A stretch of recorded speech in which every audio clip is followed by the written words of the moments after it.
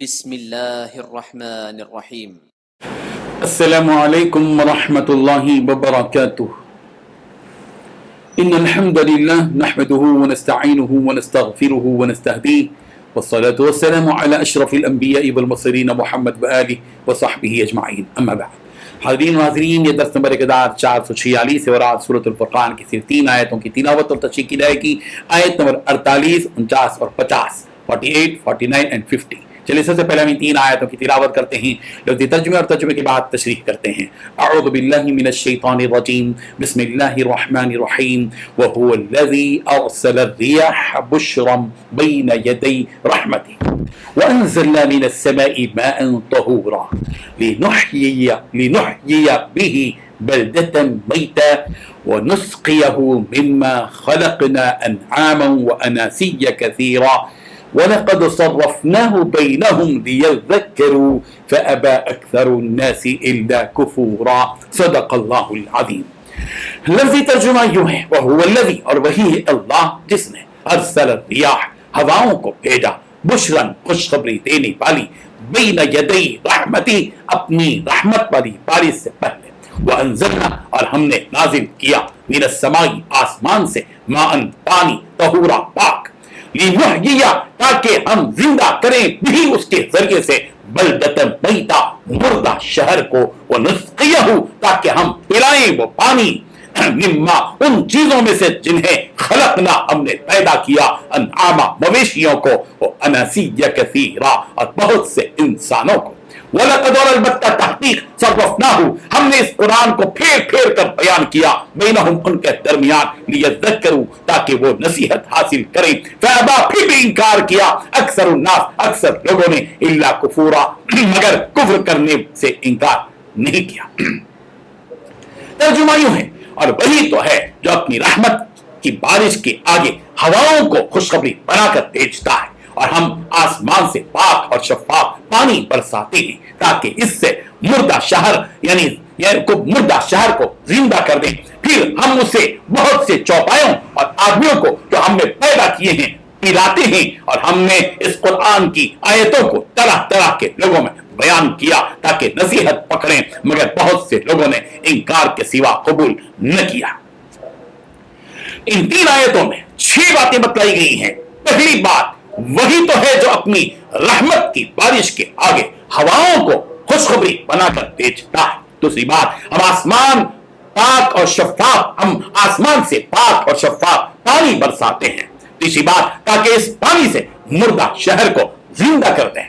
چوتھی بات، پھر ہم اسے بہت سے چوپایوں اور آدمیوں کو جو ہم نے پیدا کیے ہیں پلاتے ہیں۔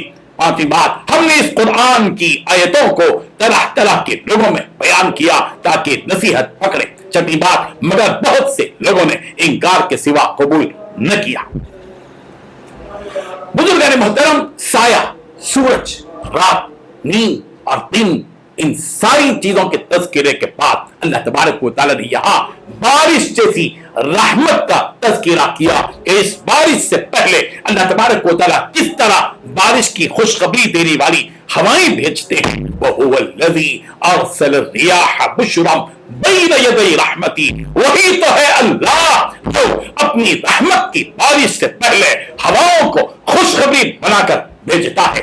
جب ٹھنڈی ٹھنڈی ہوائیں آتی ہیں تو لوگ یہ سمجھ کر خوش ہو جاتے ہیں کہ مردہ زمین کو زندہ کرنے والی بارش آنے والی ہے، اور یہ ہوائیں بھی ایسی ہیں جو ہوائیں کے آدمی اللہ تبارک و تعالیٰ کی نعمت ہیں۔ یہ ہوائیں جو خوشخبری دینے والی ہوائیں آتی ہیں کہ آگے بارش آنے والی ہے، یہ رب ذوالجلال کی نعمت ہیں، اس لیے کہ ان ہواؤں کی وجہ سے لوگوں کو مہلت مل جاتی ہے کہ وہ اپنی چیزوں کو بھیگنے اور خراب ہونے سے بچا لیں۔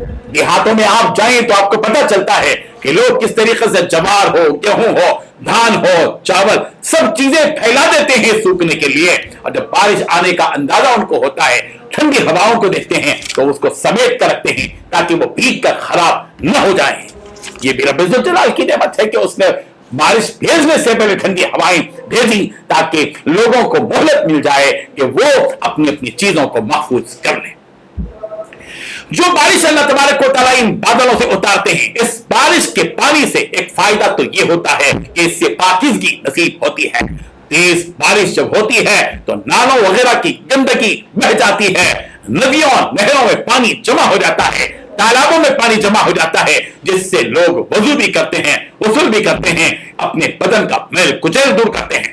اور دوسرا فائدہ اس بارش کا یہ ہوتا ہے کہ اس سے مردہ زمین زندہ ہو جاتی ہے، جس سے انسانوں اور جانوروں کو مختلف قسم کی چیزیں ملتی ہیں۔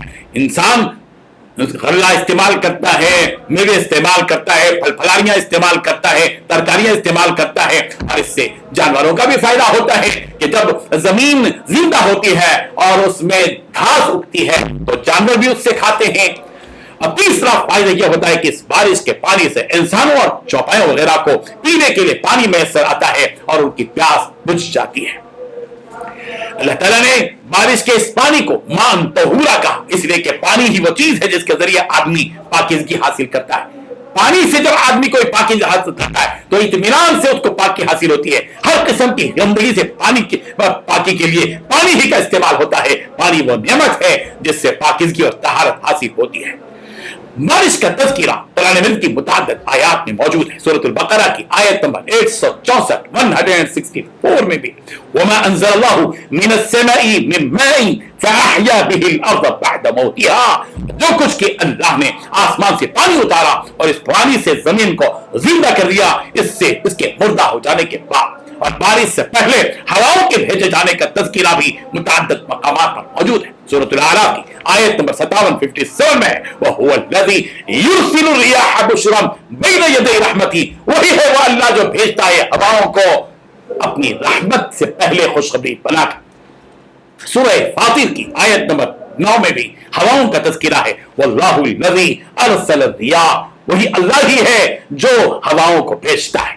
سورہ قاف کی آیت نمبر 11 میں بھی مردہ شہروں کو پانی کے ذریعے زندہ کیے جانے کے بعد یوں کی گئی رزقا للعباد وَأَحْيَيْنَا بِهِ بَلْدَةً مَيْتًا، بندوں کی روزی کے لیے، اور ہم نے پانی سے مردہ شہر کو زندہ کر دیا۔ سورۃ الزخرف کی آیت نمبر 11 میں بھی کہا گیا وَالَّذِي نَزَّلَ مِنَ السَّمَاءِ مَاءً بِقَدَرٍ فَأَنشَرْنَا بِهِ بَلْدَةً مَيْتًا، اسی نے آسمان سے ایک اندازے کے مطابق پانی نازل فرمایا، بس ہم نے اس مردہ زمین کو زندہ کر دیا۔ اس کے بعد اللہ تبارک و تعالیٰ بارش کے پانی سے متعلق حقیقت بیان کر رہے ہیں۔ ہم اس پانی کو ایک جگہ سے دوسری جگہ پھیر دیتے ہیں تاکہ لوگ نصیحت حاصل کریں۔ ہم دیکھتے ہیں کہ فضاؤں میں بادل ایک جگہ سے دوسری جگہ سفر کرتے ہیں، اللہ تعالیٰ کو جہاں اس پانی کو برسانا منظور ہوتا ہے برسا دیتے ہیں۔ کہیں بہت زیادہ بارش ہوتی ہے، کہیں بہت کم ہوتی ہے، کہیں کچھ زیادہ کہیں کچھ کم۔ اللہ تعالیٰ کا بارش سے متعلق نظام اس لیے ہے تاکہ لوگ نصیحت حاصل کریں، اپنے پروردگار کی قدرت اور طاقت کو پہچانے۔ بعض مفسرین نے اس وَلَقَدْ صَرَّفْنَاهُ بَيْنَهُمْ لِيَذَّكَّرُوا کا مطلب یہ لیا ہے کہ ہم نے قرآن مجید میں لوگوں کے درمیان بہت سے مضامین بیان کر دیے تاکہ لوگ نصیحت حاصل کریں، مگر اکثر لوگ یہی ہیں کہ انکار کیے بغیر نہیں رہتے، وہ انکار پر انکار کرتے ہیں۔ لیکن ہم تو اپنی رحمت سے لوگوں کو سمجھاتے ہیں، قرآن مجید کے اندر مختلف مضامین بیان کیے گئے۔ اللہ تبارک و تعالیٰ ان حقائق کو سمجھنے کی ہم سب کو توفیق عطا فرمائے، آمین۔ وآخر دعوانا ان الحمد للہ رب العالمین۔